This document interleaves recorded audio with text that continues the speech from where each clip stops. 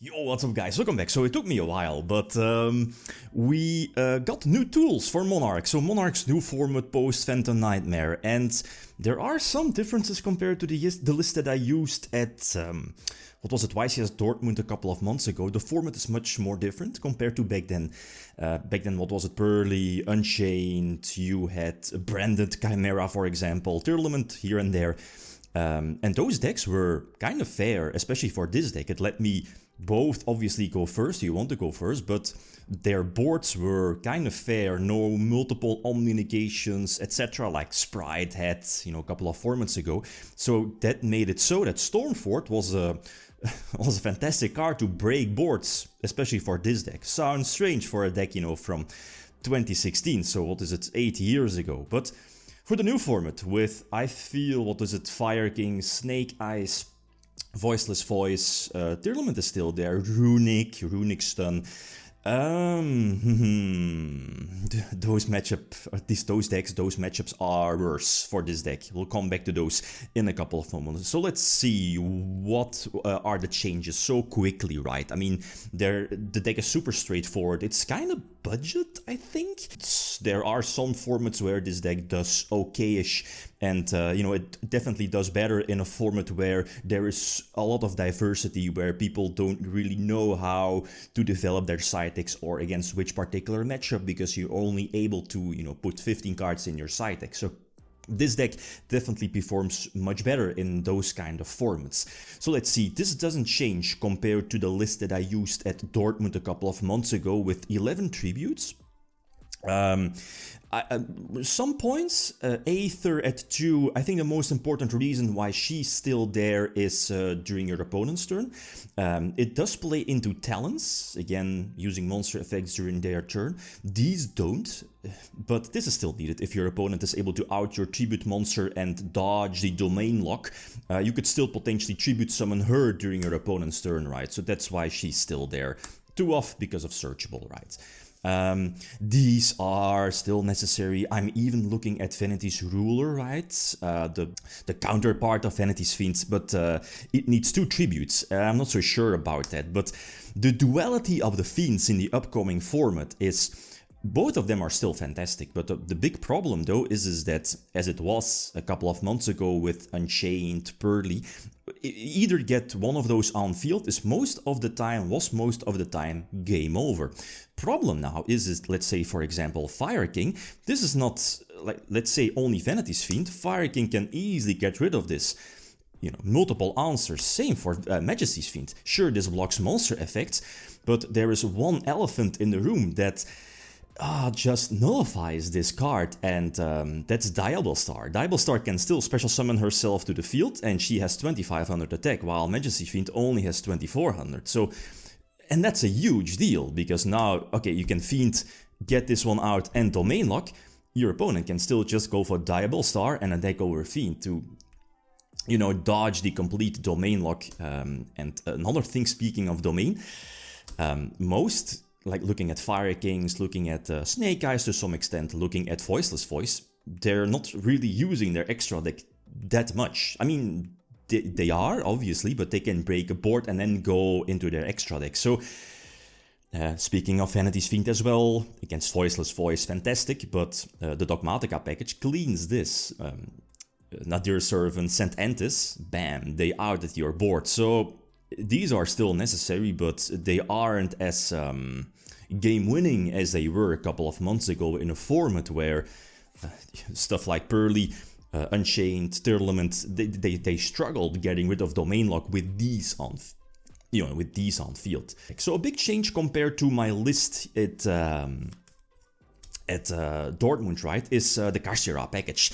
Triple Unicorn, Triple Fenrir. There's one extra card you could definitely main. We'll come back to that at the end of the video with other options, but I think this is pretty straightforward. These, let's say when going second, are perfect as well. It gives the deck more options going second, especially going into a bigger Fire King board, Voiceless Voice board with Fenrir speaks for itself. Unicorn as well could potentially hit those extra deck cards if your opponent does commit to it, with Kirin in hand, speaking of Fire Kings or Masquerena, potentially hitting the Little Knight. And that's another big difference compared to Dortmund, is Little Knight is in the meta, and Little Knight is, it's such a hard card. Last for the monsters is this one. So only 2 Uncamouflaged. This card is fantastic. I always want to open it if you're going first, because obviously it's an upstart goblin, and it can special summon itself for free in the Pendulum Zone, right? So it's a superb +1, if you can call it like that. But big deal is this card blocks Stormfort, and that comes with another card that's in the main deck. Because of the Kashtira package, is Theosis. You know, Theosis, as soon as you use it, it blocks the use of your extra... Well, you don't have an extra deck, but you can't special summon from your extra deck other than Exceeds if you use Theosis after that, right? You know what I mean? So you have to get rid of Uncamouflaged from your extra deck first, get it on field, and then use Theosis, right? So keep that in mind. Very similar to Stormfort. If you want to use Stormfort in the same turn as Uncamouflaged, you can't use Uncamouflaged special summoning effect, right? From extra deck to the Pendulum Scale or Pendulum Zone, right? Or the extra monster zone, I have to say. And Stormfort, because again, both don't work at the same, at least in the same turn. So that's why only 2. Fantastic going first, but going second, it's kind of awkward. It's also one of those cards that going second, I might even side out. Maybe even 1. So that's it. Very quickly, the staple spells. This again doesn't change. Triple Stormfort, searchable. We also got a new Soul Exchange in the OCG. It's gimmicky. It has potential because it can tribute more monsters, but not yet for the TCG. So this is nothing different. Double return might now be awkward because again you're committing to the field that might force out an early Little Knight or whatever, or maybe a Kirin play for pop. So I might just drop 1 return for other options, more in a couple of moments. And 2 new, you already saw one, is Theosis and Birth to give Unicorn the necessary search targets, and Double Prime to close down the spells and traps for Monarchs. There's 2 left. You already see one of them. 2 is fine, you can just have 1 in circulation, maybe 1 set for a potential grind game that could come up. So I think that's it. That's pretty straightforward. Now the last 2 cards. So this is a 38 card deck. We have 2 upstarts. Might be awkward because you know, we got upstart Goblin back to 3 in at our latest TCG ban list, and these might be other options, especially in game number 1 where you know, this deck suffers from consistency, obviously, so that's why there's no room for hand traps. Same on Master Duel, where I'm not even running Maxi because of that. Plus, in game 2 and 3, maybe due to time rules, etc., it's not really optimal to give your opponent 1000 life points. These cards, these 2, are instant side-out cards. So, you know, it makes side-decking much easier with these in the main deck. Next to, of course, giving your deck more consistency. So that's it. That's basically it. A 40-card deck, sharp. For now, in the current format for Phantom Nightmare, I'm not so sure if I see myself making changes. Maybe upstart, maybe a 3rd upstart. You know, those are all definitely options, right? Some tokens. Other options in the main deck. This is the first one. I'm sure people already mentioned that.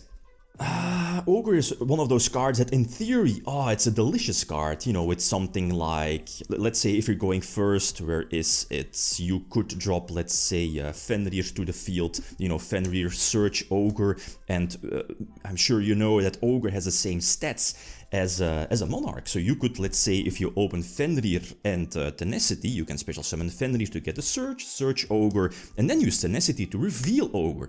That could potentially turn on like a search Stormfort or search Pantheism, etc. But the reason why I'm not main decking Ogre is the potential brick, and I always tend to draw into it, and I'm not a huge fan of that. But I mean, you could definitely play Ogre over one of your upstarts, or drop upstart completely and maybe main deck Ogre, right? So it's just one of those options to go for in your main deck. Kashtira Ogre. Another option here could be gimmicky, but It's very similar to, you know, the purpose of Kuras popping your cards, swapping maybe your opponent's cards to interrupt. But Sidedeck Glare has use, maybe in, you know, Sword Soul, maybe even Snake Eyes, where you could, let's say, during your opponent's turn, you searched Aether during your previous turn, and let's say you tribute summon Aether during their turn, you drop Sidedeck Glare. Sidedeck Glare is basically a change of heart during their turn, so bounce it back to the hand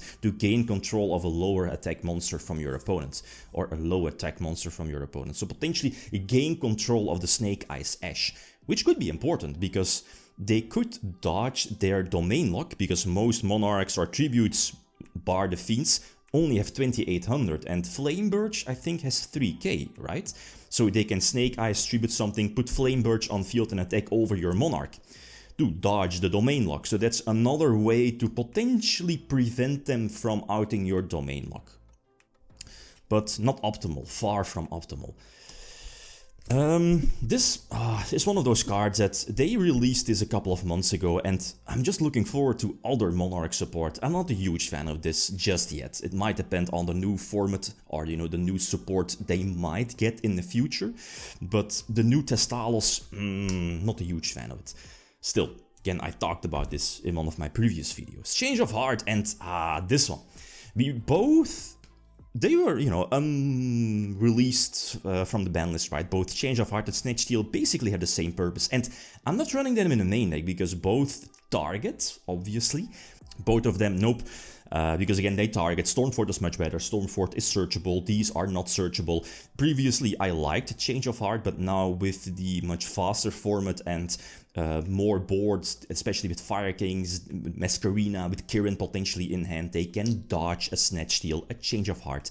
So that's why, even though Snatch Steal, my MRL first edition, this is actually the one from my code format deck. Sweet.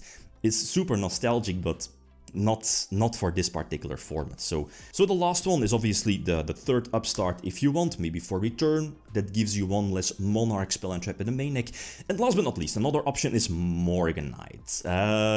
Well, I wouldn't recommend Morganite because it blocks monster effects in hand. The biggest one being, where is she? Oh, she should be here. The first one, Aether. You can't use monster effects right from hand, and that blocks the Aether play during your opponent's turn. Sure, you get the extra beneficial draw, extra summon. That's cute, but problem is that you need all the cards in your opening hand, both going first, going second, to deal either with your opponent's board or to set up domain lock and have potential follow-up plays for next turn. Morganite doesn't really help with that immediately, but for now, nope. I'm not recommending Morganite, because I know people, you know, would at least will ask in the future, right? Why no Morganite? Last but not least, short, very quickly, right? Some beneficial tokens. I'm actually really the Sidedeck. I'm actually really close of maybe main decking Bestials. Kind of depends again, the format is still quite early, but looking at Voiceless Voice, for example, even Fire King has Darks, the Link Karibo, for example. Might be iffy. Wait this out, but definitely in the Sidedeck. The Sidedeck is, I think, the same as it was with the, you know what, YCS Dortmund a couple of months ago. Triple Nip obviously speaks for itself. Dark Simorgh, as I mentioned before, because Simorgh, it's an answer for Labyrinth. You could, during your opponent's turn, if you're up against a trap-heavy deck, could potentially go for Aether during their turn, and then special summon Simorgh from the deck. And as you know, Simorgh prevents your opponent from setting cards, so no traps, etc. Plus, Simorgh will bounce itself back to the hand, and next turn you could potentially tribute summon it, etc. So in theory, it's a solid card, definitely a solid card for, you know, trap-heavy decks. Standard generic removal, always side deck this in going second, and always side deck this in going first. And this will become much more important, especially with Snake Eyes and potentially them tagging out for Flame Birch to dodge the domain lock. And Diablo Star, right? This is becoming much more important as it was before in you know, the format as we've had in or at YCS Dortmund. So this is the current main deck. 40 cards in the main deck. Some options that I you know, talked about. I like the Kashtira package over Idea and Idols, but I mean the big deal, as I've mentioned before, as where the Fiends, both Vanity's Fiend and Majesty's Fiend, and that's the last topic, is these were game winning, especially backed up with, you know, Domain and maybe even, where is it, March. This was like groundbreaking in the previous format with Unchained, etc. and Pearly. But now Diable Star picks these apart. Sure, you have Vanity's Fiend, they can't special summon Diable Star, but there's more options. They can Nadir Servant. For Entis, they pop Fiend if you don't have March. Voiceless Voice have a trap that destroys, so that counteracts Domain and March. It's just a big deal. So the current upcoming format with full Fire King, Snake Eyes, Voiceless Voice is, and maybe Dogmatica, it's not optimal. Far from optimal, but I mean, it's still a deck. It has options. We are now at 2024. People are struggling and reading Domain. What does Domain do? It's 8 years ago, right? At least it has been 8 years. The last that deck was released. But again, like, suggestions are all definitely welcome, and I'm looking forward to the next tournament to, you know, play this deck again. Okay, guys, that's it. Thanks for watching. Feel free to leave a comment or like if you enjoyed the video. Riddim signing out. Peace.